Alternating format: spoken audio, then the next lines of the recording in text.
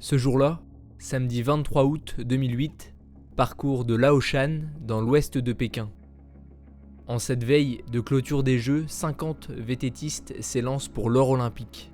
Parmi eux, le champion en titre, le Français Julien Absalon. J'arrivais en tant qu'ultra favori.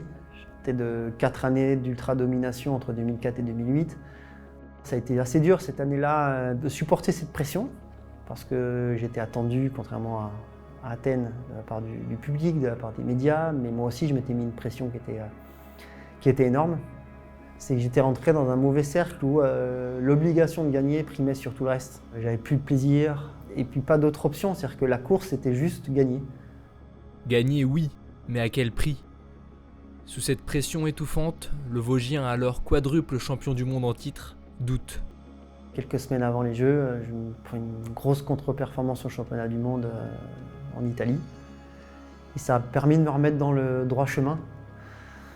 Me prendre une grande claque, ça m'a fait descendre. Ça m'a enlevé aussi un énorme poids que j'avais sur les épaules, le poids d'ultra favori. J'ai abordé ce championnat du monde après une grosse phase de prépa. J'étais fatigué, je savais que j'étais pas au mieux, mais qu'il fallait que je gagne. Donc je mettais une pression énorme et bon, c'est allé au clash. Mais ça m'a fait du bien. Libéré mentalement, Absalon s'apprête à prendre le départ de ses deuxièmes Jeux olympiques. Toutes les usines avaient été arrêtées bien avant les Jeux, mais la première semaine de Jeux, il y avait encore pas mal de pollution. Et nous, en troisième semaine, franchement, l'air était respirable. On avait fait beaucoup d'entraînement à la chaleur parce que c'était annoncé comme potentiellement très chaud, humide. Il faisait chaud, mais on s'était préparé à plus. Donc finalement, ça allait. Au programme, un parcours exigeant, 8 boucles de 4,6 km. Dès les premières ascensions, Absalon prend les commandes du peloton. Il fallait que je montre d'entrée de jeu à mes adversaires que j'étais présent. Ils m'avaient vu trébucher quelques semaines avant le championnat du monde, mais psychologiquement, il fallait que je les écrase psychologiquement d'entrée de jeu pour pas leur laisser espérer quoi que ce soit. Dans le deuxième tour, le Vosgien place son attaque décisive. Personne dans sa roue, il faut finir. Souvent, il y a la phase de la mi-course. Une fois que la mi-course est passée, tu te dis que je me disais que j'en avais fait la moitié et que ça allait forcément être plus facile la deuxième moitié.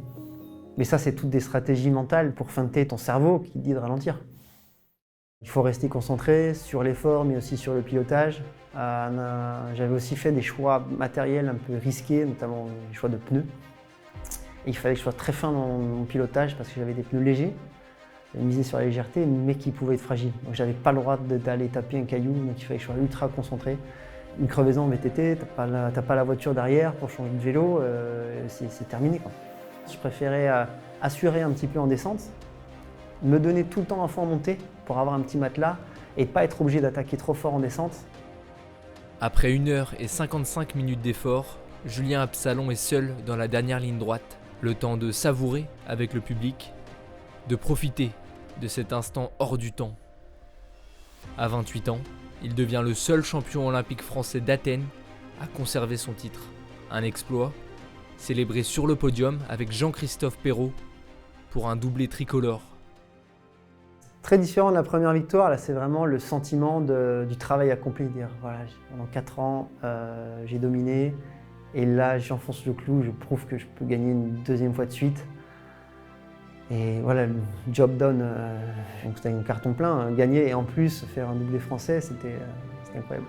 Puis je savais aussi toutes les émotions que m'avait procuré la première victoire et je pense que j'étais déjà devenu addict à ça et j'avais envie de recommencer, quoi.